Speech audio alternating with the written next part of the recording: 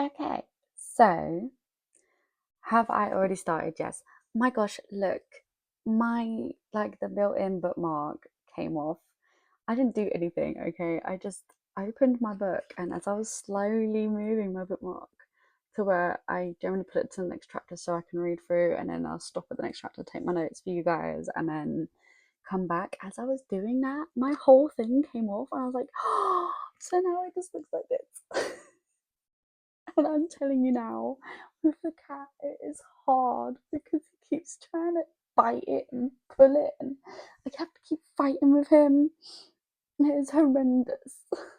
Okay, that aside, let's get back into it.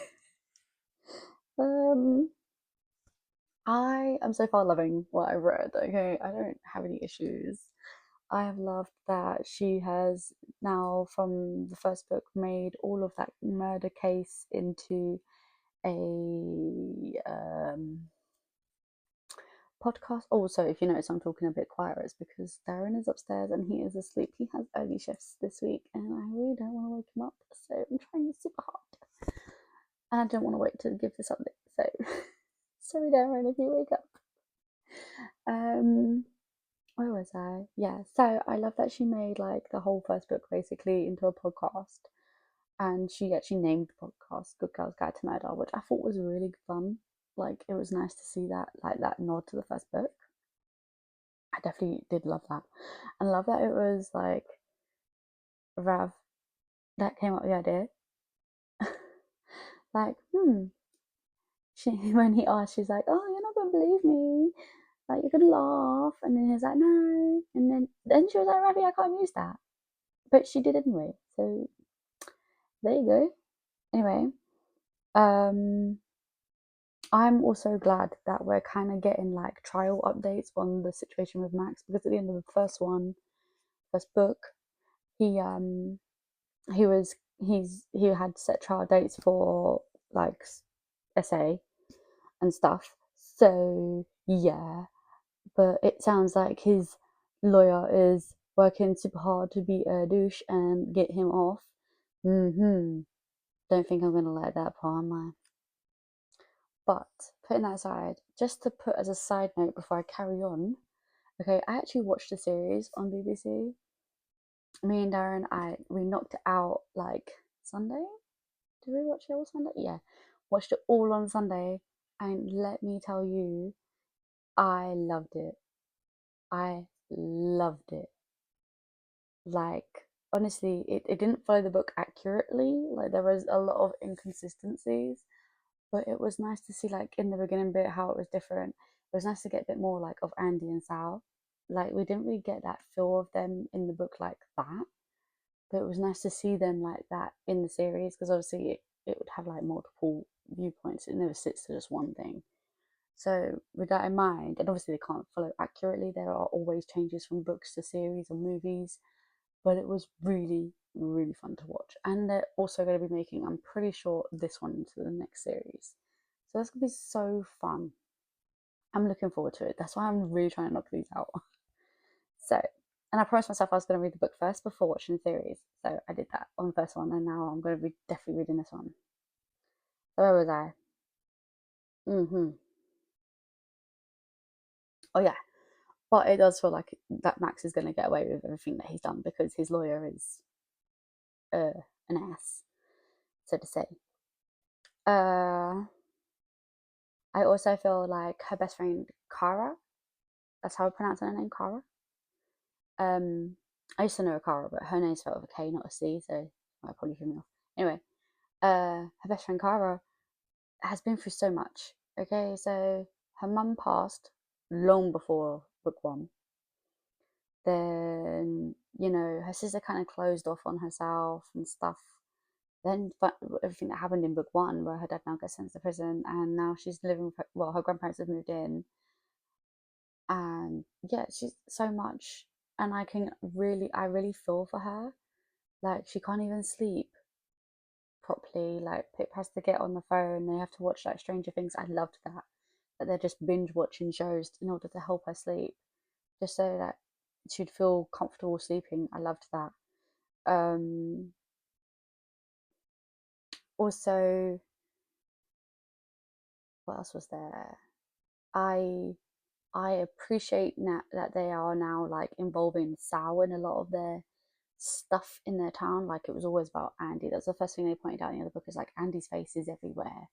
You know, everything was Andy, Andy, Andy. And there was nothing for him because they thought he was a murderer. But the reality is he wasn't. And he was ignored. He was another victim and he was still ignored. So now at the beginning, not right at the beginning, obviously, but like a little further in, chapter 2 or 3, they have a mural service, memorial service. Sorry, I'm not always great at pronouncing things. Anyway, they have the service, and it's for both Andy and Sal, and it was so lovely. And they did the Chinese lanterns at the end where you let them off. I do that every year for my dad, so it was so sweet to see it in the book. But then I feel like there was a lot of things during that we should have really paid attention to. And now I regret that I didn't fully focus on that bit because I was talking to Darren at the same time. So now we've gone from, and she's also promised that she's never going to do like any like investigating again and things like that by this point. She knew it kind of like ruined her a little bit. The first one, the dog, was the main example that he got hurt, you know? So now that it's like the next day and her friend shows up and he's like, my brother's missing, I need you to help me. And she goes, oh, I'll go to the police. But if in the set during the mural service, the murals, during their vigil, got tactical there. During the vigil, the brother that's gone missing, Jamie, he did bump into her, but he was like, as she pointed out, he was kind of distant and like, yeah, he didn't even recognize it was her that he bumped into. He just bumped into her and was like, sorry, and kept going. So she knew something was off a little bit, but she hadn't, I don't think she'd really realized it fully either then. But now that she knows he's missing, that's the first thing that popped into her mind. So she was like, I really can't help you investigate because I promised I wouldn't. So she went to the police and they're like, well, he's a low risk. He's known to disappear and stuff, so we're not going to help. So she decides to actually investigate the case. She comes, she does the interview with the mum first. And you can really tell that he is definitely a mother's boy. The way the mum talks about him, you can really feel like, yeah, he's definitely her firstborn. You know what I mean? Like you can feel that, the vibe. Like she would do anything for him. And then during the interview with like her actual friend, Connor, who is the youngest, because he has another sister, which we don't know about until now anyway, I don't think. I don't know if there was a mention of a sister before. Anyway, with that in mind, now we're at the point where, you know, sorry, he's now given his interview and he points out that there was an argument with his dad and his dad called him he said you're basically useless. I'm pretty sure that's what he said. Or you're a waste of space. And Jamie was like, I know. And that was just before they left for the vigil. So they also both pointed out that he's had a mood swings and that the mum thought he's lacking a character that we had in book 1, which was Nat, that Natalie, one of the suspects that we thought for a while, and then turned out she wasn't. She was an actual another victim. They thought that his mum thought that he was liking on her. Then she got a boyfriend. He got upset and stuff, and that's why he became like recluse to himself. But then he started coming out again and being happy again. Then Connor admitted basically kind of a similar thing, but then he pointed out that, you know, Jamie got a bit aggressive when he picked up, like he took his phone, was like, oh, who you texting? And then he got a bit aggressive, pushed him against the wall and didn't let him go until he gave back the phone. So I feel like there's a lot of like, obviously she's going to want to cover for him because she is his mum. But like, as Pip said at the beginning of their, like when she started the interviews, you have to be honest because it's all going to come out anyway. I will find it all out and it's all going to come out. So, you know, don't hold anything back. And if you don't want to, like, you know, do all this because she's doing this again as another like podcast series, it's not going to work because that's what she's going to do with all the information she gets. Because also they wanted her to put it out there so that just in case he really has this, you know, trottled off on his way to do his own thing, like he'll come back, but it doesn't look that way. So now, at the point of where we are now, she's taken like the missing poster to the uh like the newspaper place and was like, "Can you print this, please, in the in toilet paper?" To Stanley, the guy from the reporter from the first book, who was a douche, by the way. I still think is a douche because he was like, "Oh well, it's not he's not been missing long." She was like, "Yeah, but the first 72 hours are crucial." And he was like, "You seem to always you always seem to find a good mystery, don't you?" I mean, don't get me wrong, it does feel like the mysteries just kind of like stumble into her, but no need for your rudeness because you were a big problem in book one, and I will carry on disliking you until you prove you're worthy. So I'm super excited to get into the next batch. I will probably, hopefully, read some over the evening, maybe in bed, probably, and then come back to you guys tomorrow, hopefully, fingers crossed. I tend to do that. I tend to forget to come back sometimes, and then I'm like, oh, yeah, I've read way too many chapters and I need to do an update. But this is where we are now. So, like, we're like in the first bit of the book. So, I'm super excited. For some reason, my sprayed edge looks like it's already come off. This is how it was when I bought it, okay? This is how it arrived to me. This is the condition it arrived to me in. And then, obviously, this wasn't glued in properly. I'm really devastated about that. And Darren was like, "Can't you just glue it in yourself?" I was like, "I don't want to glue it in because I don't want to damage my book." So there's that. But yeah, so I'm super excited to get into the next set of chapters that I've decided that I like to section it out so that I can not overload my thought process at one time, but then have enough time to know to take the break to give you guys an update. I'm super excited for the next update. I mean, there's not going to be that many chapters, I don't think. I think we've got 4 sets, so it's going to be super exciting, I think. This one is like probably about 20 pages less, give or take, than the last one, so it shouldn't take too long. I'm already at page 100 because that's where it stops, like literally dead on 100. So I'm super excited to carry on going. I do hope I like this one just as much as I like the first one. Of course, there's no animals in this one so far, so I think we're good so far. But yeah, so let's keep going, shall we? Okay, hi everyone, and welcome back. Sorry, my hair is going nutty today. You'd think that I didn't rush it or anything, but I did. It's just chaos. Okay, so I've read the next set of chapters. We're probably about halfway through, give or take. Look at this. This makes me sad. Anyway, where we are at now is, so when I went into this one, Pip decided that she was gonna try and talk to Nat and see, like, about I guess her friendship with Jamie, I guess. But it seemed like that little talk she made with Nat did not go so hot. Was swimmingly well. No, I'm joking. It didn't go that well at all. Nat basically was like, "Are you accusing me again?" and basically kicked her out. The boyfriend seemed a bit dodge, but maybe that's just me. Maybe there's something else there happening, and I don't know. But overall, yeah, I do think that there is something there. Um, like the way that Nat looked at her boyfriend seemed a bit sussy. It was very sus. Yeah, he just seemed really like different as well. Like he was like, "Oh yeah," uh, like he was too kind of like, I don't know. It's just the way he spoke. It didn't.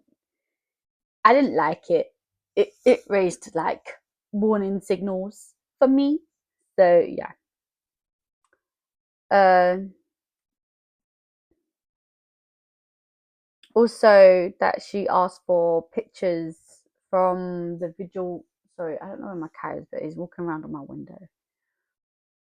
That she asked for pictures from the vigil, and in one of them, they found a picture of him who's like staring off camera, and like he's looking confused and stuff, and like yeah. So I'm wondering more about who he's looking at the other end of that picture. Like, do we get to find out? But then at that point, we do. It turns out it's a girl that's, I think, in the year under Pip. So basically, he's actually being catfished, which is why he probably was more confused.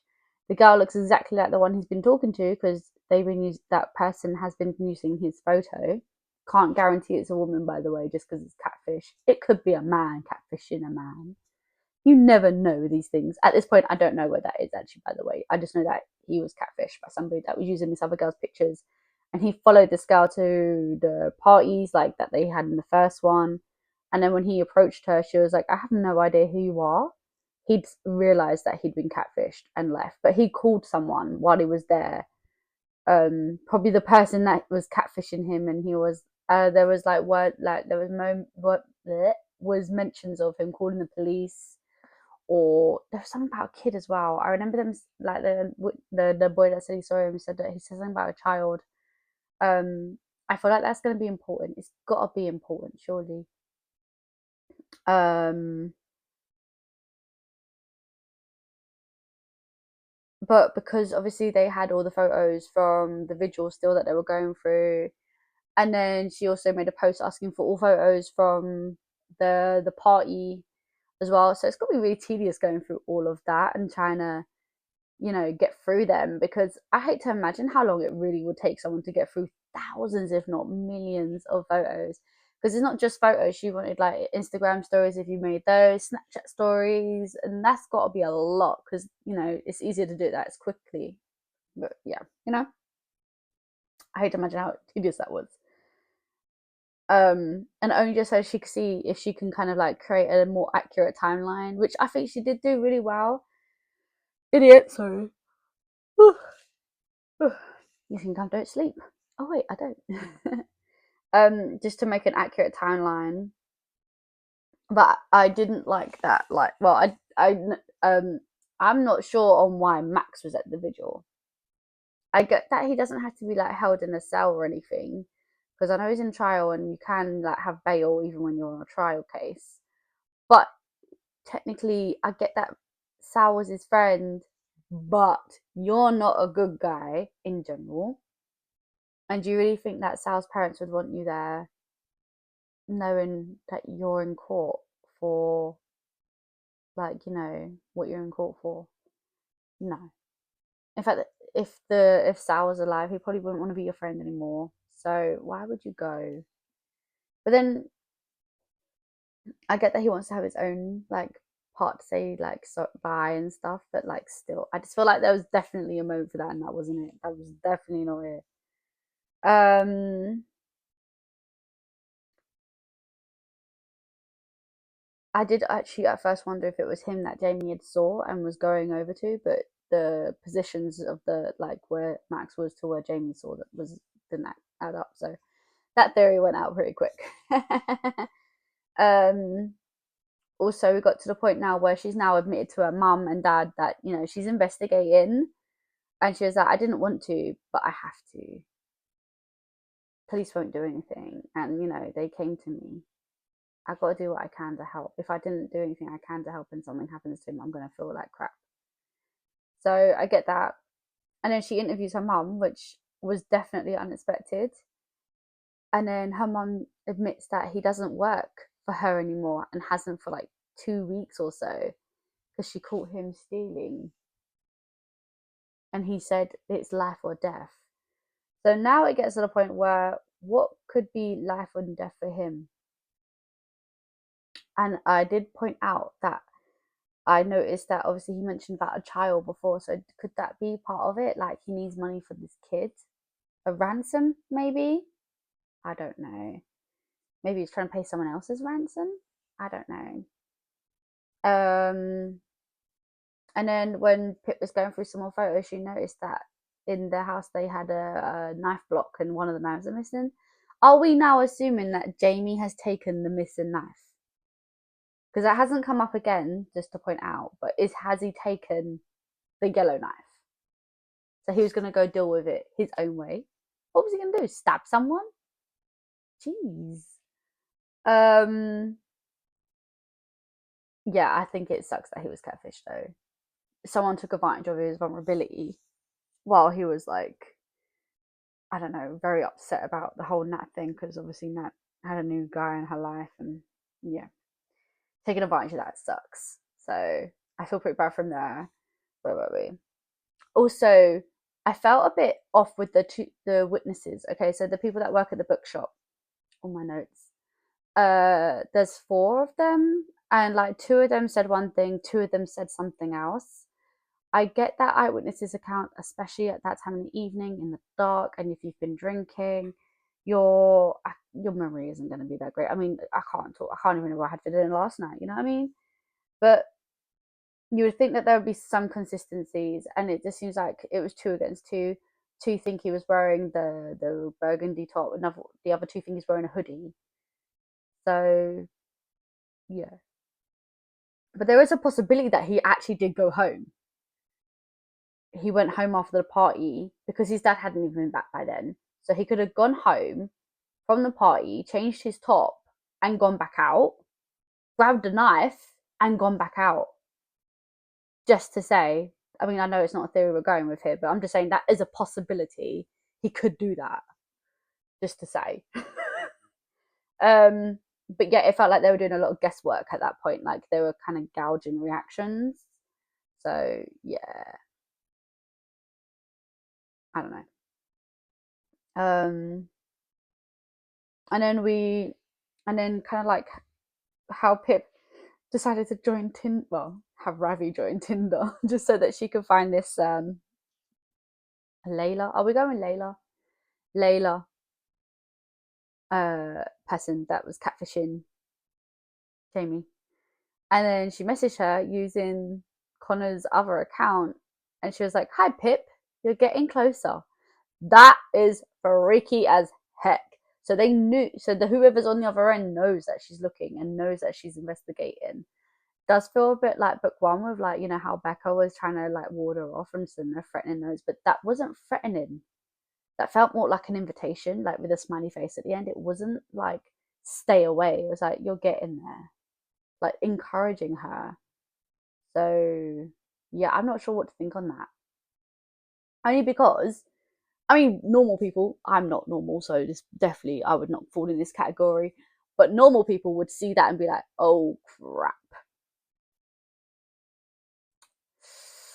Ooh. But me, I'd be like, okay, well, at least we're on some playing field. You know, I'm looking. You know that I'm doing this, and I'm not gonna back down. So okay, I appreciate it, kind of thing. You know what I mean? Like, I feel it's a challenge, like to keep going. So maybe that's how Pip feels, but I don't know. And I just feel like it was super weird that after that, the new neighbors they come knocking on the door. Well, the guy does. I can't remember his name. That's how great of an impression he made. Can't remember his name. They come knocking to show them footage of Jamie breaking into his house just to steal her watch. I feel like there's more to this, like the watch theft and stuff. There's definitely more to it. Like they kept pointing out, there's everything. There's loads of other stuff of value in the room, and he only took her watch. Her watch that is sentimental value, not like value. So yeah, there's something suspicious happening. So the cat is making biscuits on my dressing gown. But yeah, I don't know. I just feel like it feels so hinky. Like it's got my spidey sense tingling. I don't know. Something doesn't feel right. Those neighbors, there's something about them. I feel so sus on that. I'm gonna be well guided at the end of the book, and they turn out to be really nice people. I'm like, I'm so sorry. Don't remember I said that they were that there was something suspicious, just in case I'm wrong. But yeah, so I'm super excited to get into the next bit. Hopefully I can get that done today, and you guys will get another update today. Otherwise, you gotta wait till tomorrow. But yeah, so I'm super excited. It's going really well. I'm still enjoying it. I do feel like because we don't have like that element like in the first one where what happened with the dog, because we don't have that here. I'm definitely enjoying it a lot more. It's not as I don't know. It's not the same. Like there's definitely different elements to it. I feel like we're missing a lot of information, and yeah, I do love that she also has a second season to her podcast because that's kind of nice. And I hope that we get like the result to the trial for Max as well, because I think he should be in prison, and I would like to see if that happens. So, guess I gotta get cracking. Hi everyone. Okay, so I am on my next update. I'm sorry the cat is running around like a crazy person. I have read like I have this much left, so I am hoping to get it finished like literally over the night, and then I'll be back with you tomorrow where I can give like my final, like I can give my update on the thoughts I had, and at the same time give my final thoughts and review at the same time. Sorry. Yeah, so I'm super excited. Honestly, I don't know what's going on with the cat. Are you okay, sir? I have no idea what he's doing. Can we? I don't know what's going on. Normally, he's not as active. Really, sir? Stop. Stop it. Anyway, so I have like a lot of thoughts and emotions in this whole set of chapters that I read. Starting with, honestly, right this second I can't remember because the cat keeps rubbing up against me and getting me all confused. Don't flick yourself on the floor. So, starting with, I found it a bit funny that she was blackmailing the teacher. So the teacher also fell for the catfish of Leah, Layla, Layla, Layla, yeah, Layla. Fell for the catfish of Layla because it was actually a student at the school, and he didn't know that until a little while ago. But she'd already stopped talking to him by then. So yeah, really. Anyway, yeah, I thought that was a bit funny just to get an interview out of him. Um, which he does explain, like, she's actually stopped talking to him and stuff like that. And then she had the Tom, which was that her friend Lauren's boyfriend in Killjoy. Yeah. Anyway, they broke up in the last book. Yeah, her and Tom broke up in the last book, and then went from there. Anyway, um,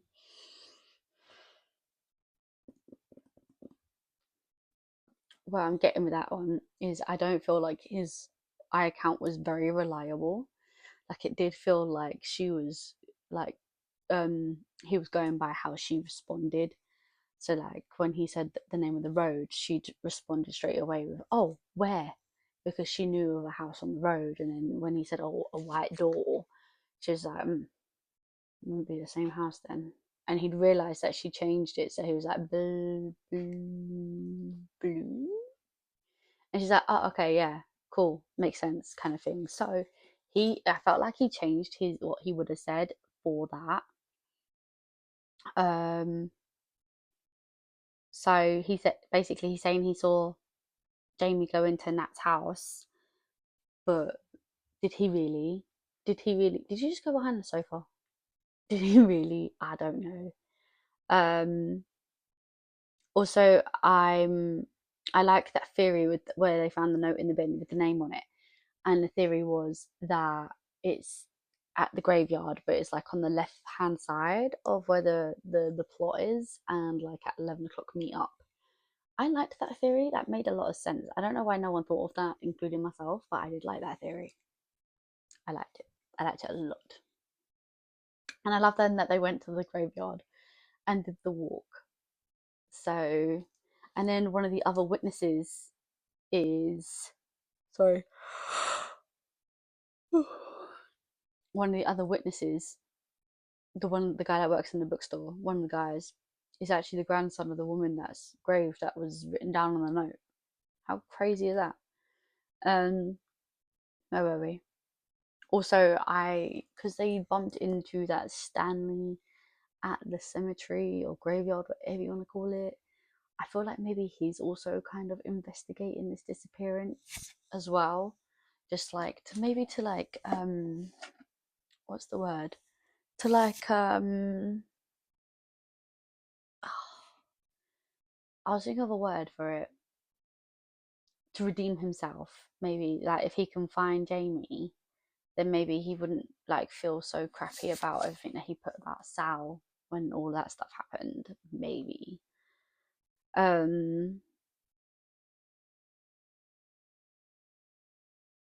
So at first I felt it was super suspicious that Arthur, the dad, wasn't really engaged or bothered about Jamie being missing. I mean, the last thing they said, basically, he said to him was like, "You're a waste of space," and so I was like, "Really, you're not bothered that your kid's missing? Really? He's your eldest." So obviously, I've got further now from where I put that in there.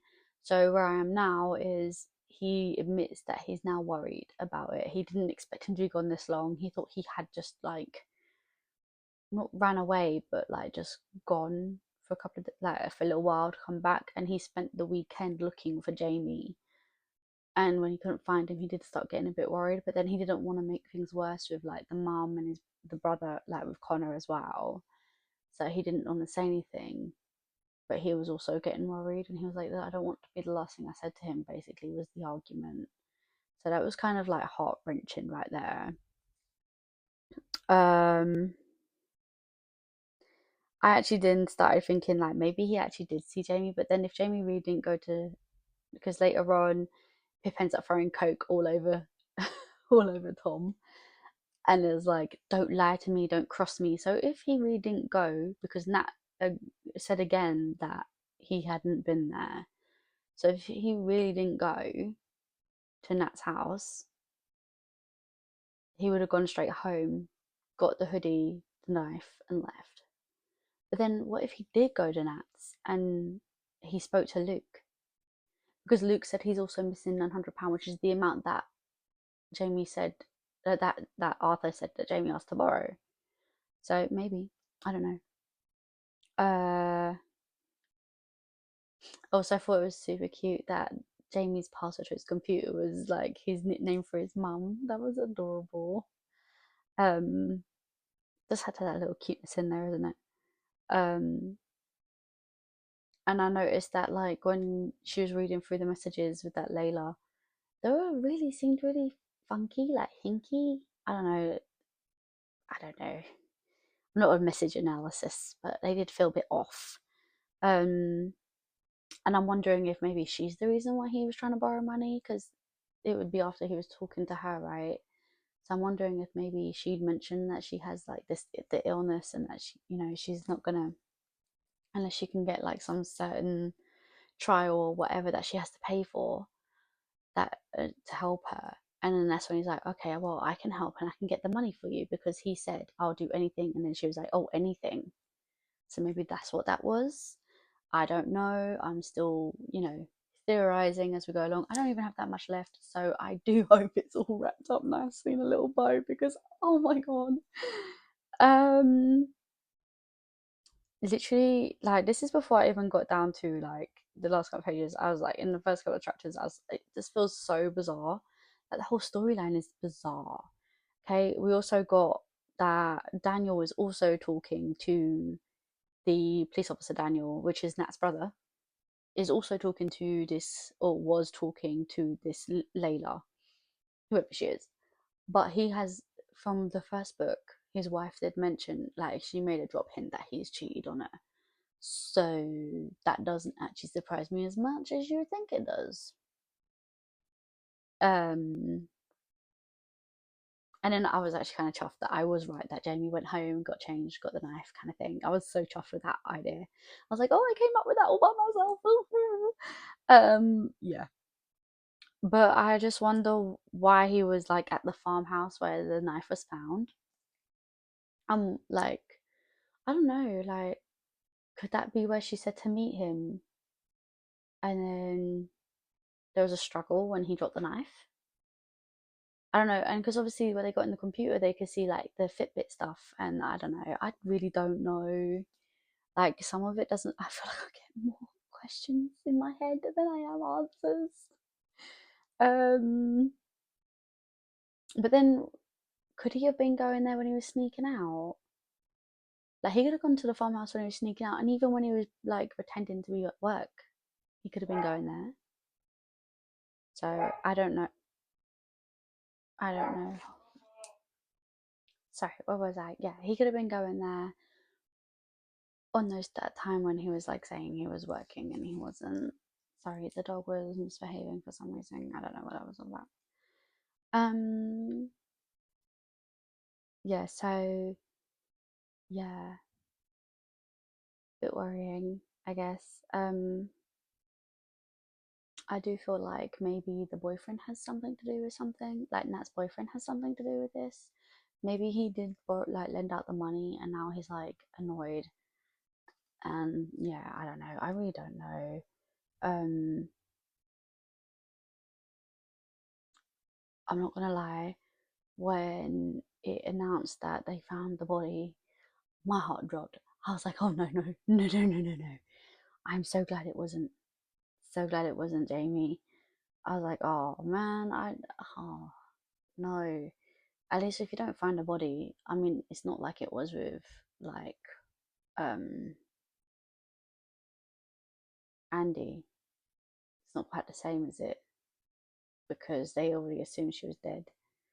But in this, we're assuming he's alive. We want him to be alive and we find him. Hopefully he is alive and we find him. I mean, if you've already read it, you would know. I don't know yet. Um, yeah, so I was a bit like, I'm just glad it isn't him. And I am glad now that the dad like gave the interview and he admitted how he feels. That felt probably freeing for him. And I hate that he feels so guilty for the last things he said to Jamie. I mean, I get that he's trying to help him. He's trying to push him to be the better version of himself. I get that. But yeah. Oh yes, I got a bit annoyed as I was reading because how the F have they let Max non-guilty? Really? Like, I was so mad. I had to take a breather. I was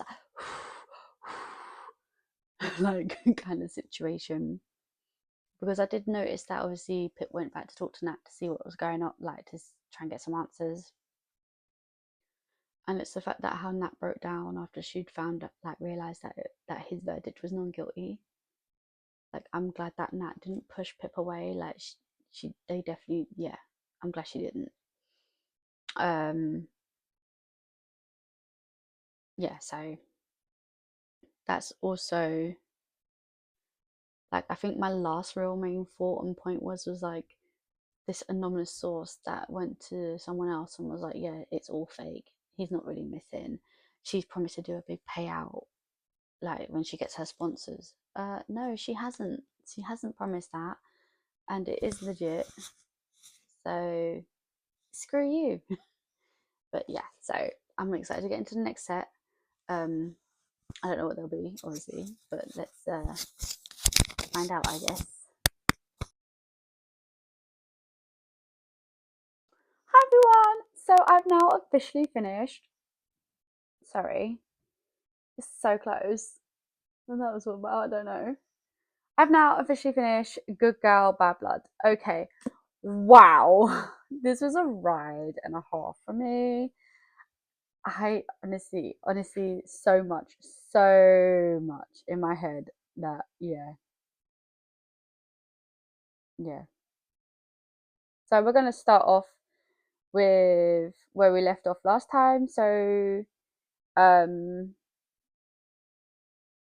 literally, where we left off last time was that they called her a liar, that Jamie's not really listening, that missing, not listening, missing, and yeah, it's all fake.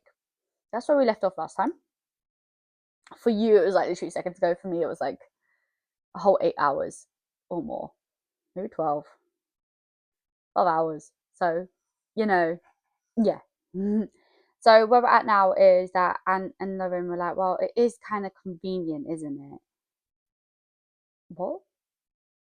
What are you trying to say? That we lied about him being missing? Huh? I just don't feel like they're very good friends. I feel like they are completely self-absorbed, nasty people. So in the first book, Lauren was always all about herself when she broke up with that Tom broke up with her. And now it doesn't feel like she's really, yeah, it don't feel. And it was like convenient because Pip found the knife. Well, actually, Pip didn't find the knife. Was it not Kara's team that found the knife? So how did Pip find the knife? Jeez. And I guess it makes sense that with all the anger she's already feeling about the stuff with Max as well, that she's lashed out and yeah, gets herself suspended. I mean, she needed to lay it out, but maybe not that way. That was a bit of a silly way. Um, I didn't like that she started to push Ravi away after that as well. Like she just fully pushed him away, and then in anger, he was like, "I love you," and stormed off. Like that's like the first time it was said, and it was in anger. She's right when she says later on. She does say it back to him eventually, and then she's like, "I love you too," by the way. And he was like, "I said it first though." She's like, out of anger. So yeah, there's that. Um, I also love the fact that she feels like that version of herself is like still a part of her, like that is still her. Because I mean, I feel like throughout the book she's trying to be someone she wasn't at one point. Like she's pretending to not want to investigate this, but that is who she is. She's a truth finder, and she'll do anything she can to get that truth. That's who she is, and it's nice to see that she now realizes that's herself, like that's who she is. But also it took her talking to that new neighbor who I still feel is like super dodge at this point where I am.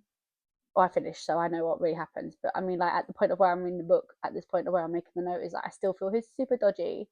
Like it was like he knew she was there, so he decided to take his rubbish out. Does that make sense? Yeah, probably not. Also, after that, she kind of like, I think she needed the outlet. I didn't see Pip on Rampage as an outlet for her. Did not see her smashing up Max's windows and writing on his door the way she did. Did not see that coming. Hella no, but so wow, it was unexpected, but it was like you could feel like the tension like just seep out of her after that, like that her like the denominator of her character changed after that, like she was back to being normal again. Um Yeah, and then obviously like she did say to Ravi that she loved him, and then she was like, "I need to tell you something. I did something." So obviously she told him what she did. Um, and then we got to the point where Nat now messaged her and was like, "Yeah, come talk. I've got something to show you." And it turned out that her boyfriend Luke was cheating on her, and he knows who Layla is. Didn't know who Layla was because he thought Layla was Jamie. Jamie is not Layla. We do find out who Layla is. I'm so glad to say I am right. We'll get there eventually, though, guys. Don't worry. And I was also right that Jamie had borrowed money from Luke, and it was for Layla. Well, not for Layla specifically, because yeah, that was confusing. She was just testing him to see what he was willing to do.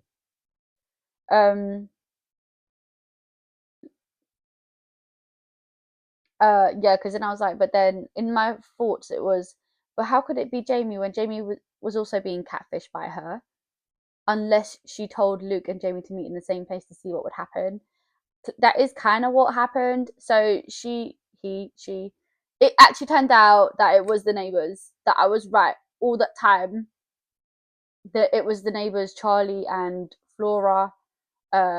Charlie's sister was the last victim of a serial killer, and the serial killer's son is basically witness protection. He did go to like juvie for a little while, and then he came out into witness protection, changed his name and stuff.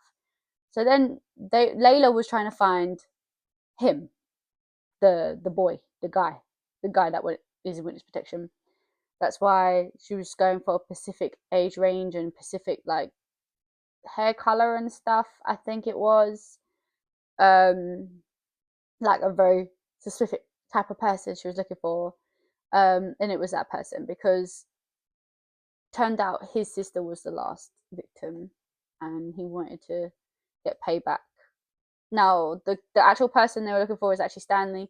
I feel so bad, so bad. Like in the first book, we kind of do dislike him. I didn't like him very much. I thought he was a right douche by the end of the first book, and yeah, I don't think he could have been redeemed realistically. Um, and then like we had such a short time with him. Like even in this one, he popped up at the graveyard.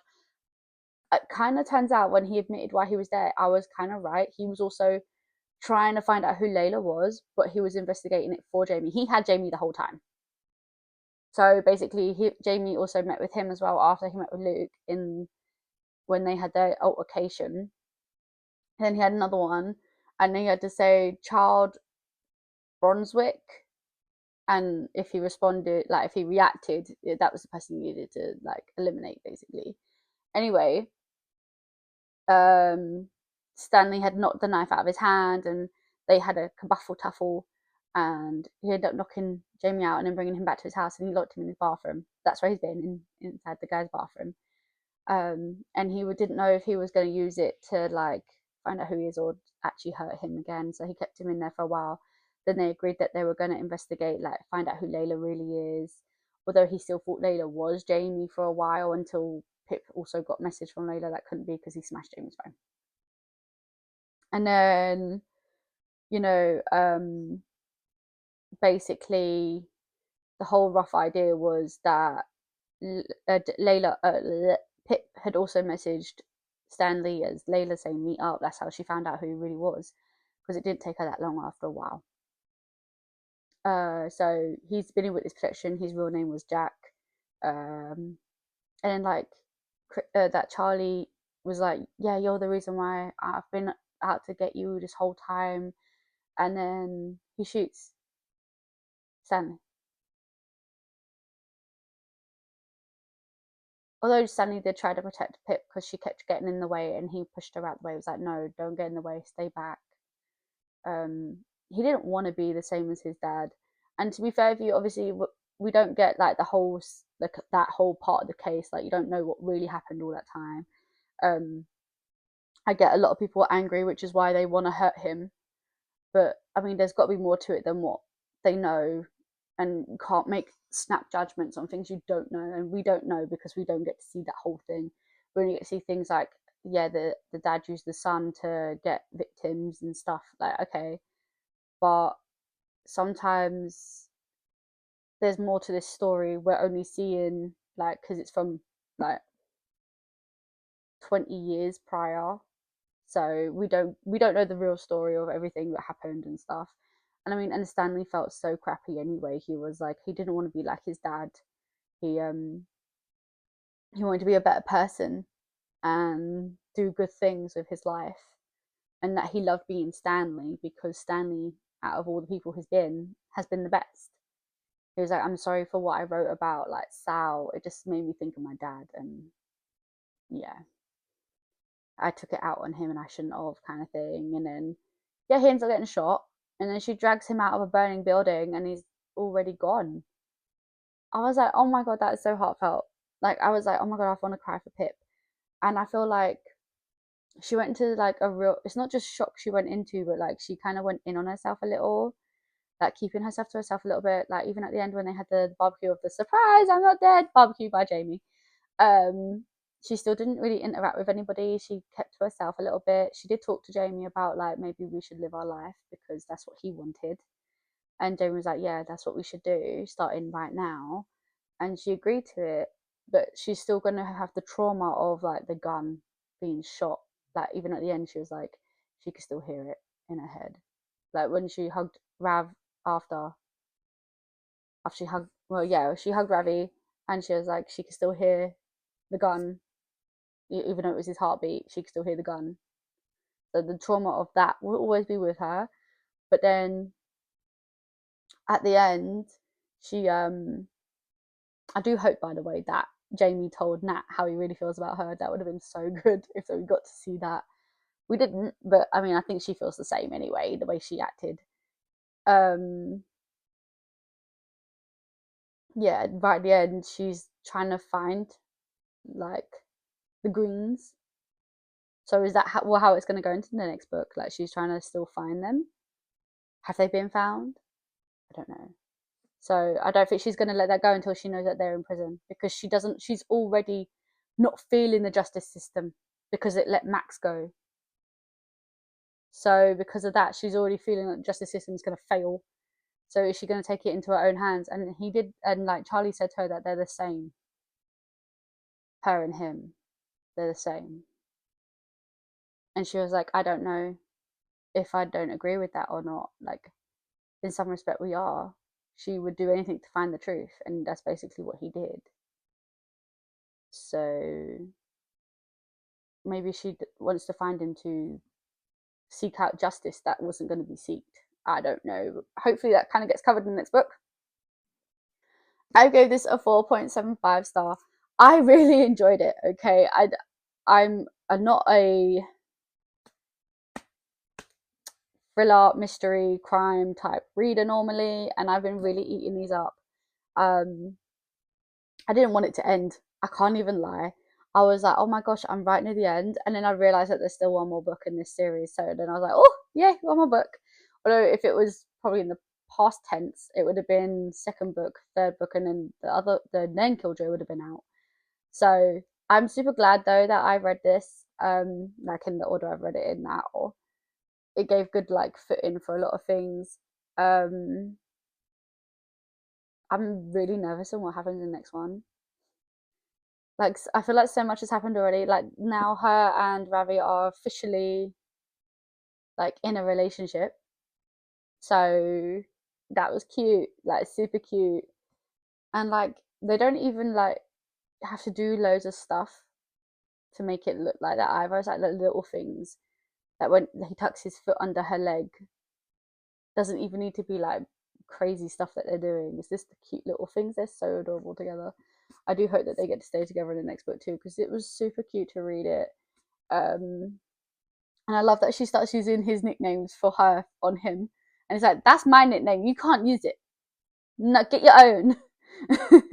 I loved that. It was so cute. So like there was so much good, and I was really, the only thing I think was I got really sad about the Stanley bit, because I feel like when listening to him talk, kind of felt like he's trying to be different. He's trying to be better. And then the possibility of like still living a good life to carry on being better was taken from him. And that really made me sad. So that's why it lost that 0.25. The first one was the dog. This one was that. I'm scared about what I'm going to read in the third book. I don't want to be like, oh my god, why is this making me sad? So I'm really worried about that part. But aside from that, I have super enjoyed these. I mean, I know that they are. I think that there were popular books on TikTok and stuff. So I'm so glad I got around to reading them. I wouldn't say like, I know that there was like a lot of different variations on what people thought on them, and obviously I'm different as well. As a non-crime thriller reader, thriller, mystery, crime, I don't read that normally. And maybe because it's a YA, I feel like I'm flying through it, and it gives me like, maybe because as a teen and stuff, I didn't really read like crime thrillers and mysteries. So maybe reading like YA versions of them now is kind of making me feel a lot better. Like I can get on board with it. I don't know, because I really did like The Housemaid as well when I read that. So I don't know. Maybe I'm just slowly sliding into the thriller, mystery, crime as well. I don't know. But yeah, so 4.75 star. I really have enjoyed this book, this series so far. I have to take a break before reading the next one. And I feel like I could read them all straight after each other. Just put what I did with The Housemaid, and I felt a bit like, what's the word I'm looking for? Like, oof, after. So yeah, I'm gonna read a dark horror fairy tale retelling next, just to vary up a little bit for myself, and then go back into the last book. So you will see that in the next reading vlog. The last one will be in there. It is I think it's As Good as Dead or something. I want to say As Good as Dead. Let me have a look. Yes, As Good as Dead is the last book in the series. I'm super excited to get to there. I'm just not ready yet. Okay, not ready yet. So thank you everyone for joining me on my reading vlog journey of A Good Girl's Guide to Murder, Good Girl Bad Blood. I tucked that under and it still come out. And we'll see you in the next reading vlog. Bye.